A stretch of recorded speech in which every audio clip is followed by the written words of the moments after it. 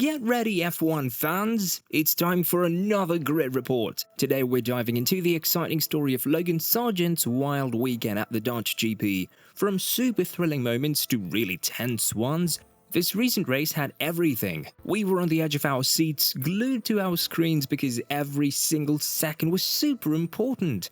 There were big moments that quickly decided what happened next, and for Sargeant, he had to deal with these quick moments a lot, and he lost many times.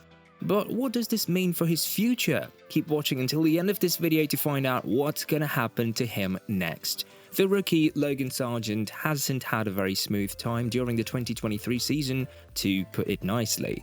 Honestly, his performance this season hasn't been impressive and at times has been very poor. Back on November 21st, 2022, Williams announced Logan Sargeant will be racing with Alexander Albon, taking the place of Canadian Nicolas Latifi for the 2023 season. This seemed like a good choice because Sargeant's past performances were pretty good. People thought he could become a young star for Williams, similar to how McLaren has Oscar Piastri. However, as the season started, Sargeant was far behind in quality and results compared to the amazing Oscar Piastri. In the first race of the season in Bahrain, Sargeant finished in 12th place, 2 spots behind his teammate. Then, in the Saudi Arabian Grand Prix, he did worse and finished in 16th place. These 2 races kind of set the tone for his performances in the first half of the season. His worst finishes were in the Miami and Spanish Grand Prix, where he came in 20th and last.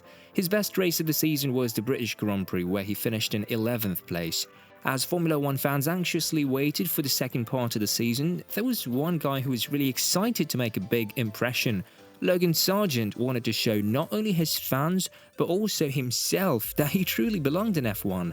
He also needed to prove to his team, Williams, that he deserved to be there.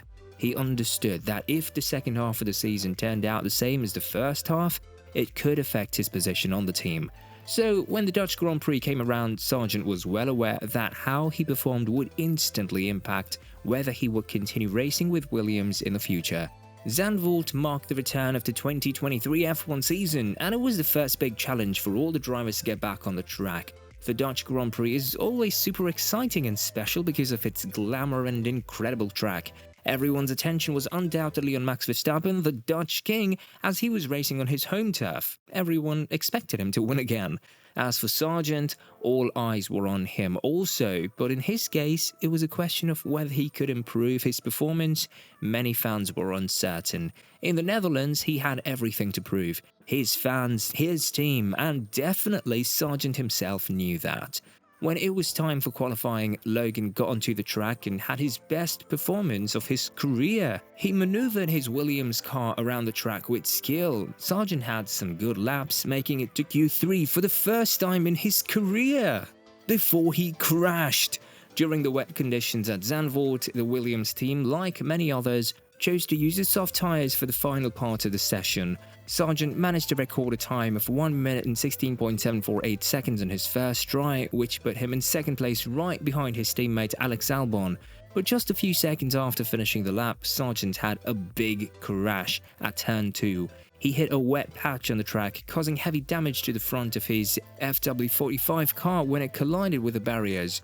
Despite the crash, Sargeant still achieved something historic by qualifying in 10th position on the starting grid. Starting in 10th place for the main race, Logan Sargeant seemed focused and determined to turn his situation around. However, things didn't go as planned during the actual race. Sargeant didn't perform as well as expected and looked quite different from his impressive qualifying self. Instead of moving forward, he was falling behind and even got lapped, ending up in 20th place. The team decided not to change his tyres when the weather suddenly became tricky early on. Unfortunately, this was all leading up to what eventually happened. Sargeant crashed into a wall and had to drop out of the Dutch Grand Prix. What made it worse was that this was his second crash into a wall in the Netherlands in just one weekend. It wasn't entirely his fault though, as he had lost hydraulic pressure right before crashing in that corner. On the bright side, Sargeant's teammate Alex Albon managed to finish the race in 8th place, earning 4 points for the team. After the first crash, Sargeant felt a mix of emotions. He said, "It's really disappointing. I never want to damage the car or leave the team in this situation, especially with so much damage. That's the part that really gets me down." He was truly disappointed in himself and expressed his feelings about the team by saying, We were feeling good all week and I was confident from the drive yesterday, but I touched the wet white line and it just spun me out. I'm disappointed and I'm sorry to the team. Sorry to the team might not just cut it. It's been a series of bad races for the rookie, whose contract is set to expire at the end of this season. The situation with Sargeant raises questions about his future. When looking at it from the team's perspective, it's questionable whether keeping him would be a wise decision. Williams is a team that aspires to compete with the top contenders in Formula One, and it's not the same type of team as AlphaTauri, which focuses on nurturing emerging talent. Considering Williams' rich history and their aim to return to their past successes, Sargeant might not align well with their goals. The comparison between Sargeant and his teammate Albon paints a concerning picture. While Albon has been consistently earning points for the team and establishing himself, Sargeant has struggled to contribute positively. This is evident from their performance gap. Even when looking at their qualifying, Sargeant has never outpaced Alex in any qualifying session. Having such a significant disparity between the two drivers might not be the best scenario for Williams.